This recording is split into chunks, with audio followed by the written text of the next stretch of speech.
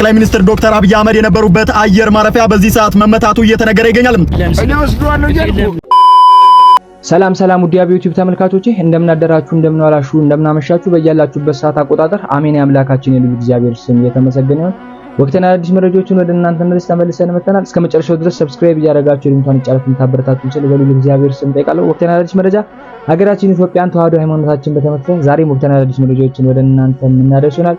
ጠቅላይ ሚኒስትር ዶክተር አብይ አህመድ ምን ገጠማቸው? ኢትዮጵያ የእስላሞች ምክር ቤትም እንግዲህ የገለጹት ሐሳብ አለ። ከኢራን ጎን ነኝ ሲሉ ገልጿል። ይህም ነገር እንግዲህ ብዙ ኢትዮጵያንን እያነጋገረ ይገኛል። አምባሰል ተራ ላይ የግሸኗ እመቤት ጋር እንግዲህ ብዙ አርቲስቶች መገኘታቸው ግርምትን ፈጥሯል። እነሱን ቪዲዮዎች የምንመለከት ይሆናል፣ ሐሳብ እንሰጥበት ይሆናል። እስቲ መጀመሪያ ላይ ግሸን ደብረ ከርቤ ምን ተፈጠረ የሚለውን ቪዲዮ ተመልክተን እንመለስ። ወደ ቪዲዮ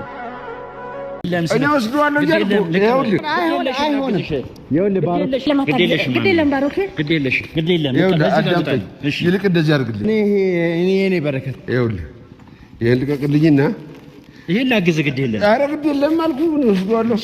ይልቅ ይሄ ቤተክርስቲያን ተሰርቶ ቢያልቅ አንተ ለመቤቴ አስራት በኩራታቸውን የሚያወጡበትን 81 21ን ቁጥር በደንብ አድርገህ አስተዋውቅልኝ። በዚህ ቤተክርስቲያን ፍጻሜ የበኩሉ እንዲያርግ ንገርልኝ። ይሄን ተነገርክልኝ በቃ እንዳገዝከኝ ቆጥሯል። ይሁሉ አርቲስት፣ ይሁሉ የሚዲያ ባለሙያ፣ ይሁሉ መምህራን፣ ይሁሉ ዘማሪያ ዛሬ አምባሰል ተራራ ላይ ተገኝቷል። ምክንያቱ ምንድነው? ምክንያቱ እንግዲህ የጌታዬ እናት እመቤቴ ቅድስት ድንግል ማርያምን ቤት ለመስራት ነው። እንግዲህ የዛሬ ዓመት ትዝ ካለ አብረን ነበርን። በጣም ድንቅ ጊዜ ነበር ያሳለፍነው። በጣም ሆድ የሚያባባ ነበረ። ልክ አልነበረም የነበረው ነገር። ቤቷ ፈርሶ አይተነው ነበረ። ዛሬ ደግሞ በአመቱ እውነት በእናንተ ደጋግ ኢትዮጵያውያን፣ በእናንተ ደጋግ ኤርትራውያን፣ እናንተ ኦርቶዶክሳውያንና ከኦርቶዶክስ ሃይማኖት ውጪ ባላችሁ ሰዎች አማካኝነት እንግዲህ በእነሱ አማካኝነት የሃይማኖት ሰዎች ያሉን እንኳን በጣም ሲሳተፉ እንደነበር አስተውለናል። ታስታውስ? በእነሱ አማካኝነት እዚህ ደርሷል። ስለዚህ ሳንጨርስ አንለቅም። ምን ነገሩ እኛ አይደለም የምንሰራው፣ ራሷ እመቤታችን ነች እና የተገኘነበት ምክንያት እሱ ነው። ስለዚህ አሁንም ሊያልቅ በጣም ትንሽ እንትኖች እንደቀሩት 30-40% እንደቀሩት እየነገሩን ያሉትና አሁንም የተጀመረው ነገር ከፍጻሜ እንዲደርስ ምን ያደርጉ? ከባዱና ትልቁ ስራ መጨረስ ነው። ስለዚህ ከፍጻሜ እንዲደርስ የበኩላችሁን አስተዋጽኦ አሁንም እመቤቴ ልጆች አሏት አውቃለሁኝ። ምንድነው ማለቁ ስለማይቀር ከበረከቱ ተካፋይ ሁኑ። በረከት ነው የምንጋብዛችሁ። ግሸን እንግዲህ አቤት ብላለች። አደራ የግሸኗን ነገር አደራ፣ የግሸኗን ነገር አደራ፣ የግሸኗን ነገር አደራ፣ የግሸኗን ነገር አደራ፣ የግሸኗን ነገር አደራ፣ የግሸኗን ነገር አደራ፣ ግሸኗን ነገር አደራ፣ የግሸኗን ነገር አደራ፣ የግሸኗን ነገር አደራ፣ የግሸኗን ነገር አደራ፣ የግሸኗን ነገር አደራ፣ የግሸኗን ነገር አደራ፣ የግሸኗን ነገር አደራ፣ የግሸኗን ነገር አደራ፣ የግሸኗን ነገር አደራ ይመስለኛል ያከበደው። የግሸኗን ነገር አደራ ፈገግ ማለት አለ። ቤትሽን እንድንሰራ ፍቀጅልን፣ ቤትሽን እንድንሰራ ፍቀጅልን።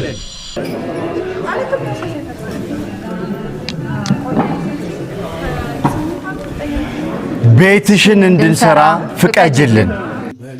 ማን ነው ከናንተ መሃል ግሸን ማርያም ይረዳችሁ? ማን ነው ግሸን ማርያም ቋጠሮን የፈታችለት? ማን ነው ሐዘኑን በደስታ የቀየረችለት? ማን ነው ለቅሶን በሳቅ የቀየረችለት? አዎ እኔም እንደምትሉኝ ኮሜንት ላይ አምናለሁ።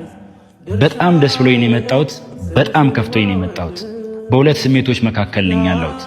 ደስ ያለኝ የዛሬ ዓመት ታስታውሱታላችሁ ይሄን ቪዲዮ የግሸን ማርያም ጣራ ላይ ነው የምገኘው። በዚህ ሰዓት የግሸን ማርያም ጣራ አፍሷል። ዛሬ የግሸን ማርያም ጣራ ማፍሰስ አቁሟል።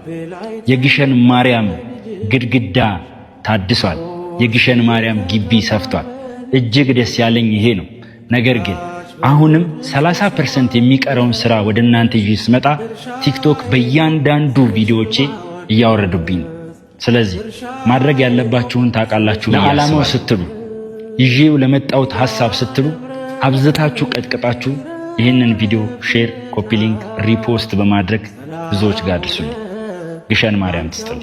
ከ40 በላይ አርቲስቶች እንግዲህ እዛ ገዳም ላይ እንደከተሙ ሀቅ ነው። ቤትሽን እንድንሰራ ፍቀጅልን እያሉ በዚህ ሰዓት ይገኛሉ። የግሸን ማርያም እንግዲህ ጣሪያ አፍሷል፣ ጉልላቷ ዘንብሏል፣ አጥሯ ፈርሷል በተባለው መሰረት ብዙ ኦርቶዶክሲያን ባለማተቦች እየተረባረቡ እንደሆነ ተመልክተናል። ግሸን ማርያም ላይ እንግዲህ ማምላክ ወላዲት አምላክ ቤቷን ከ100 ዓመት በኋላ እየታደሰ ይገኛል ማለት ነው። እግዚአብሔር አምላክ የልባችሁን መሻት ፈጽሞላችሁ ከዛ ከአምባሰል ተራራ ላይ እንደምትወዱ ተስፋ አደርጋለሁ። ለ3 ቀን የሚቆይ እንግዲህ ቀጥታ ስርጭት አላቸው። እግዚአብሔር ይርዳችሁ፣ ማምላክ ወላዲት አምላክ ትርዳችሁ እያላችሁ ኮመንት ሴክሽኑን አጥለቅልቁት። ኦርቶዶክሳውያን ባለማተቦች መስከረም 21 እንግዲህ ታቦታ ቤቷ ገብቶ እንግዲህ እንደምናከብር ከእግዚአብሔር ጋር ተስፋ አለን ማለት ነው። ማምላክ ወላዲት አምላክ ሁላችንን ትርዳን ታግዘን። የብዙዎቻችንን ቋጠሮ ፈታለች፣ የብዙዎቻችንን ጓዳ ሞልታለች፣ የብዙዎቻችንን እንባ አብሳለች፣ የብዙዎቻችንን ትዳር አሙቃለች። ማምላክ ወላዲት አምላክ የግሸኗ ማርያምና ለሁላችንም አሁንም ድረስልን ለማለት ፈልጋለሁ።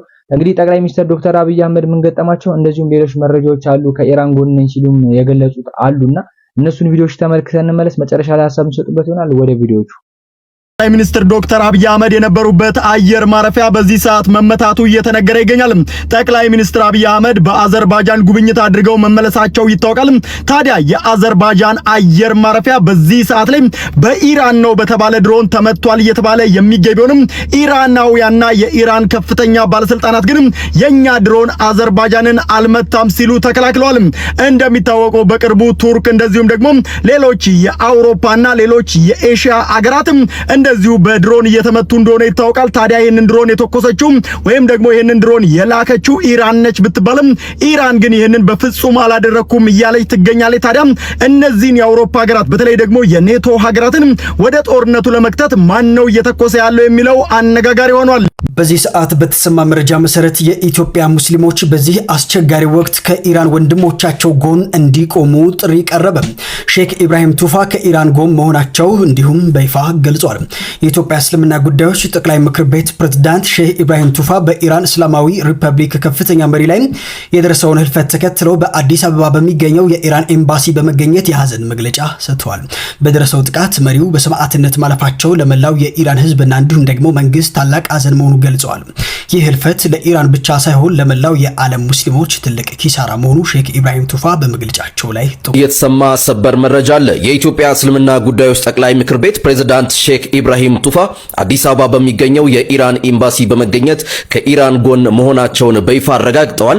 የኢራን ከፍተኛ መሪ በደረሰባቸው ጥቃት መሞታቸውን ተከትሎ ሼክ ኢብራሂም የሐዘን መዝገብ ላይም ፈርመዋል። የኢትዮጵያ ሙስሊሞች በዚህ አስቸጋሪ ወቅት ከኢራን አይነት ዜናዎችን ስሰማ ወደ ልብ የሚመጡት በሀገር ውስጥ ያሉ ሰብአዊ መብት ጥሰቶች፣ የሰው መገደሎች ናቸው ትዝ የሚሉኝ።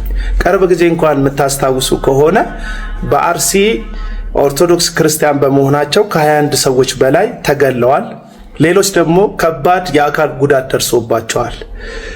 የራሳችን ወገን ባጣንበት አክራሪዎች በሃይማኖት ጽንፈኝነት ተነስተው ሌሎችን ለማጥቃትና ለማጥፋት በተራመዱት እርምጃ የተለያዩ የሃይማኖት ተቋማቶች መግለጫ መስጠት ሲገባቸው አንድ ሰው በሀገሩ በሃይማኖቱ ምክንያት መሞት መገደል የለበትም ሊሉ ሲገባቸው ሁሉም ዝም ባሉበት በዛ ሁኔታ ላይ ልክ እንደዚህ አይነት ዜና ሰሙ ደግሞ ልባችሁ በጣም ይሰበራል፣ ያዝናል።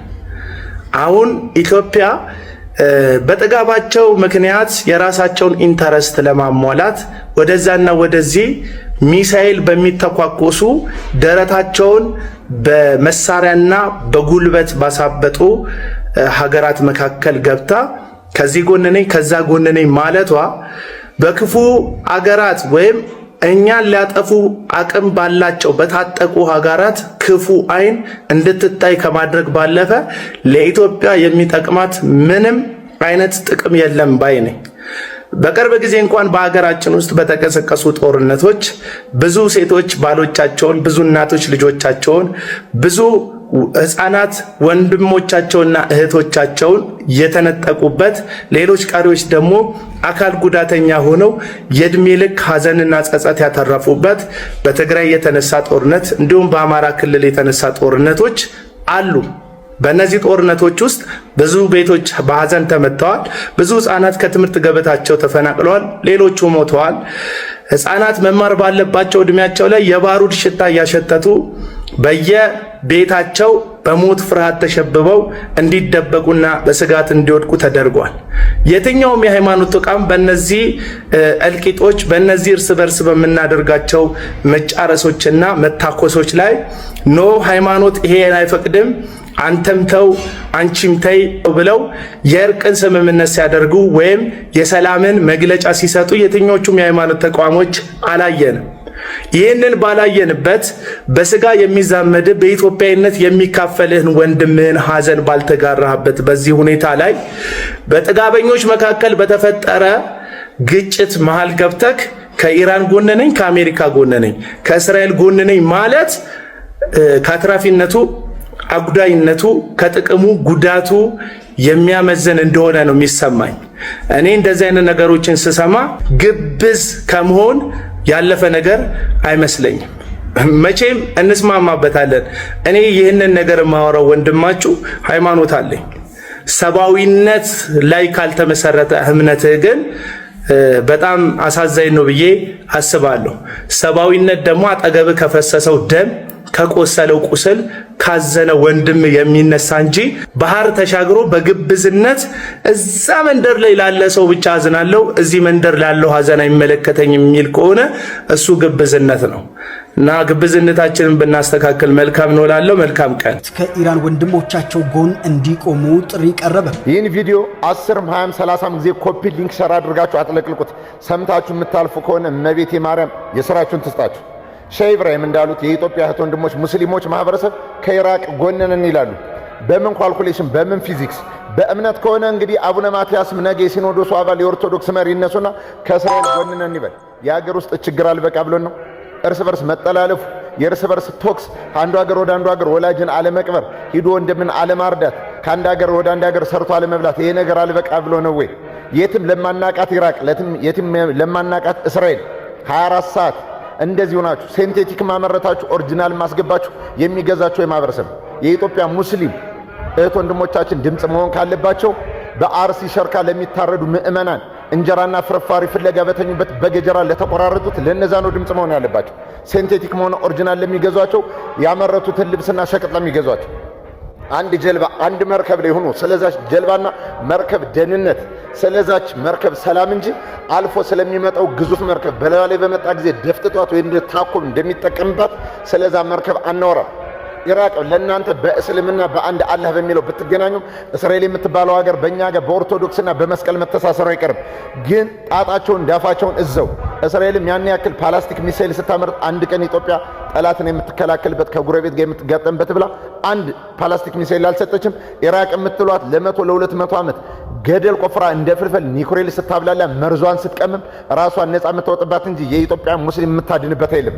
እንደዚህ አይነት በምን አይነት መስፈርት ወደ ስልጣን እንደምትመጡ የማትታወቁ ሃይማኖትንና ምናምንን እንመራለን የምትሉ ሰው ይሄ ሰፊ ማህበረሰብ በሰላም በፍቅር ችግሩን ችግር አድርጎ በቀን አንድ የማሆነ ሁለቴ እየበላ በእግሩ እየተሰለፈ ህይወትን እየገፋና እየለፋ ይኖርበት። ይሄንን ቪዲዮ ኮፒ ሊንክ ሸር አድርጉት። የምትበለው የላት ደጇ ቅዘን ብቻ ነው ነገሩ።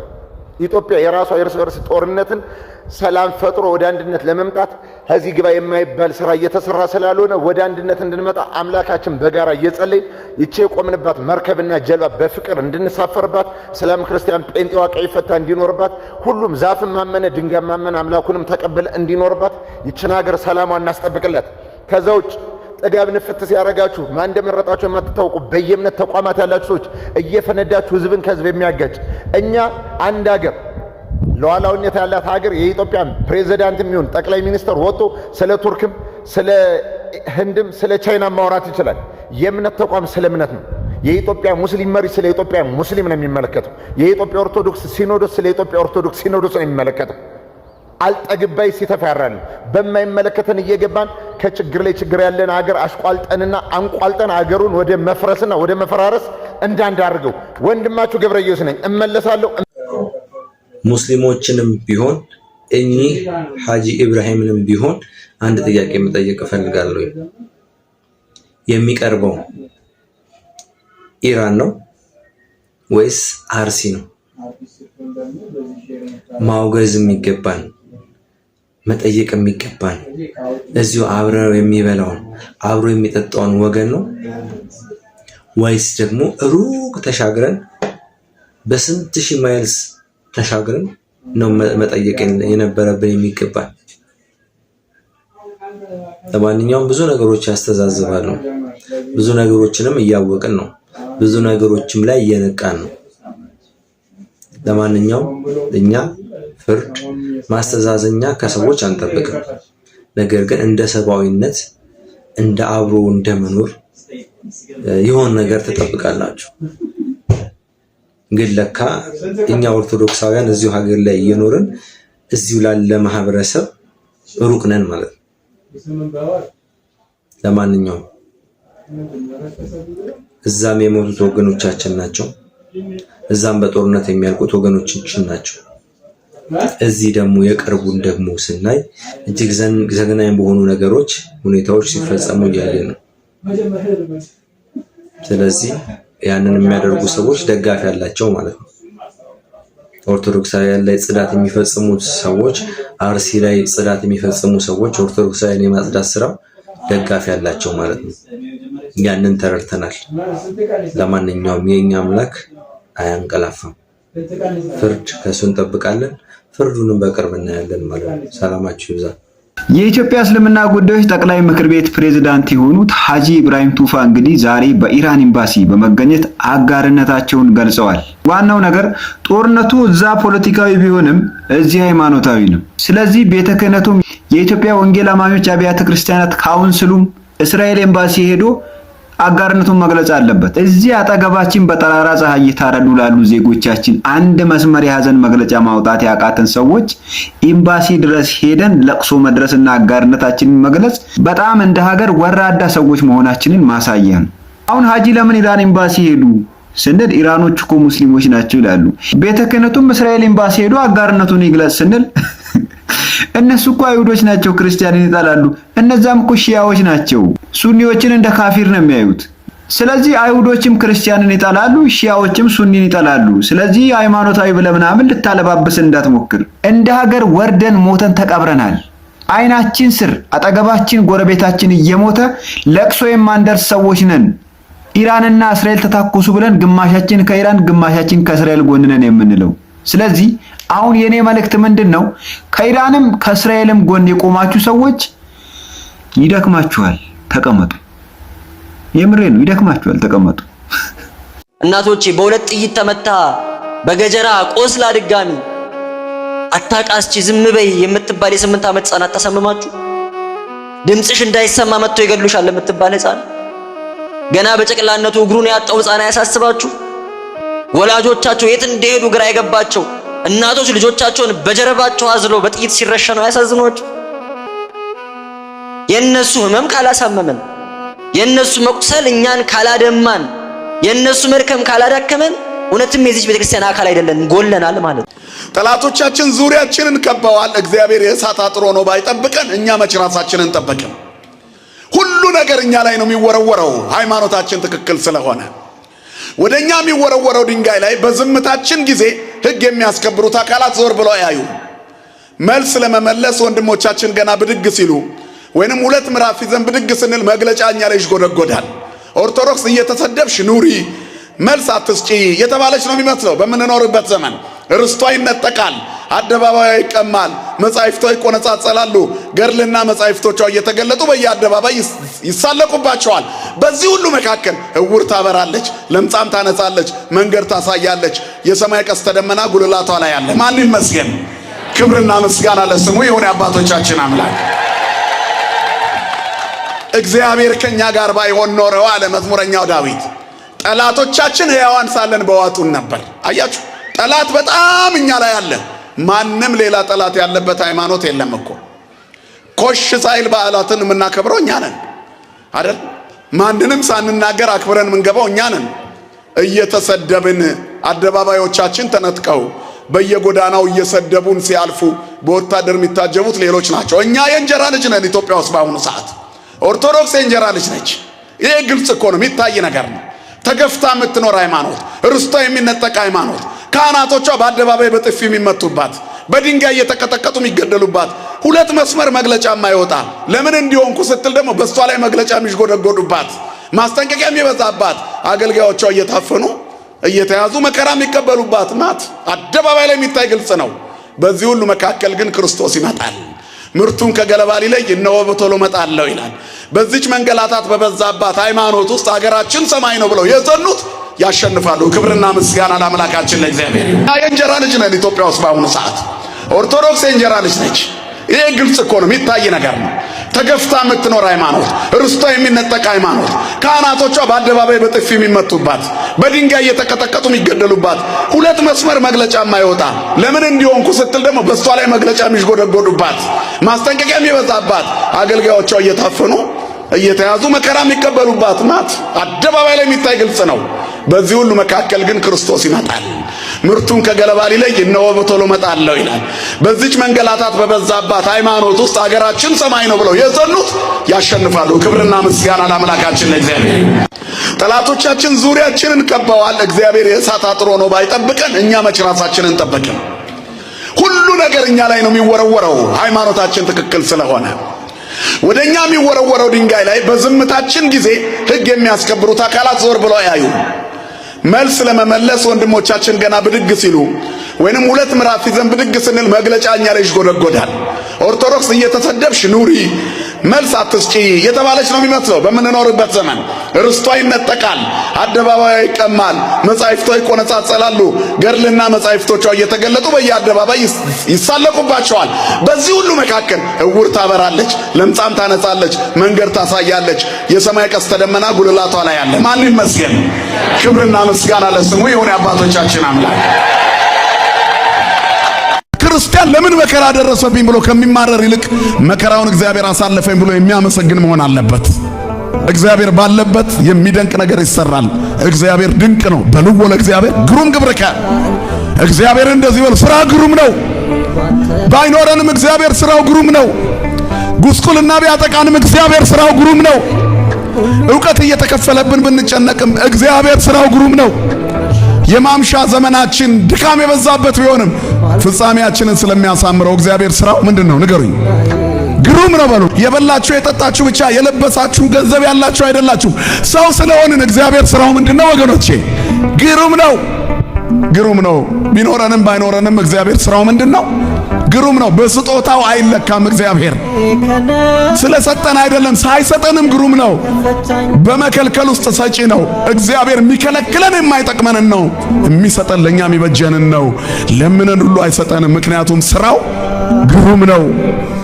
ተቀብለን እንዳንጠፋ ሳይሰጠን ያኖረናል። አያችሁ፣ እናት ልጇ እንዳይታመምባት ከጣፋጭ ነገር ትከለክለዋለች። ስስታም ሆነ አይደለም፣ ልጁ በጣም ያምረዋል፣ እናት ትከለክለዋለች። እግዚአብሔር ለኛ ከእናት ልጅ በላይ ውድ ነው፣ ከአባት በላይ ውድ ነው። የአባትን እልፍኝ የሚያስረሳ ፍቅር ያለው እግዚአብሔር ብቻ ነው። ታድጎቱ ታላቅ ነው። ክብርና ምስጋና ለስሙ ይሁን።